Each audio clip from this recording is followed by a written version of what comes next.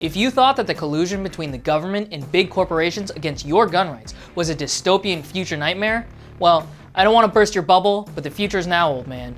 I'm Ben, and you're watching the Minuteman Moment.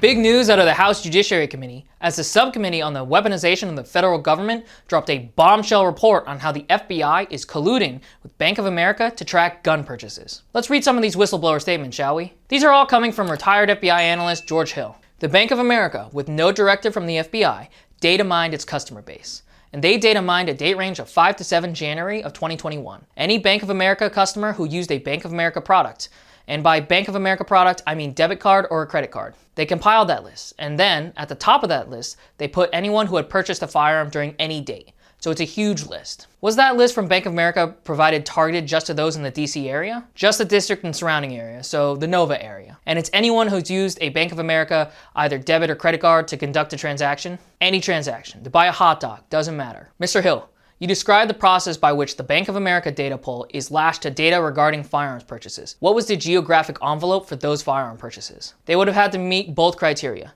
Used a Bank of America product in the district, but there was no geographic framework if they had ever bought a firearm. But the gun purchase could be anywhere. Anywhere, anytime. You could be a resident of Iowa, be a Bank of America customer, purchase a shotgun in 1999, go to the district, use your credit card to pay for a hotel on January 5th, and check out. You're going to rise to the top of that list. Were there any other criteria other than the Bank of America transaction and the firearm purchase that were the prerequisites? No.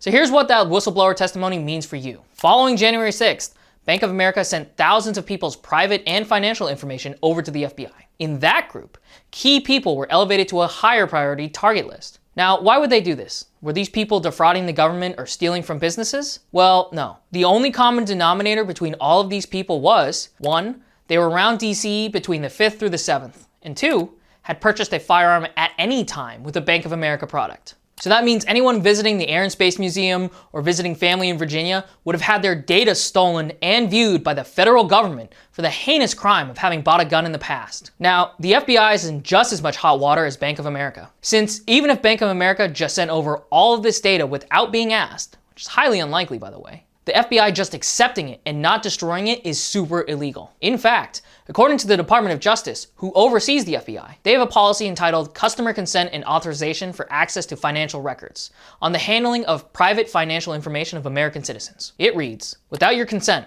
a federal agency that wants to see your financial records may do so ordinarily only by the means of a lawful subpoena, summons, formal written request, or search warrant for that purpose. This is a clear-cut violation of privacy laws at the hand of both a corporation and the government. This collusion shows exactly why we're fighting in Congress to protect gun owners' private information. We want to take proactive solutions to these issues rather than going on the defensive and reacting when it's too late. Now that's all for today, guys. Thanks for watching the Minuteman Moment.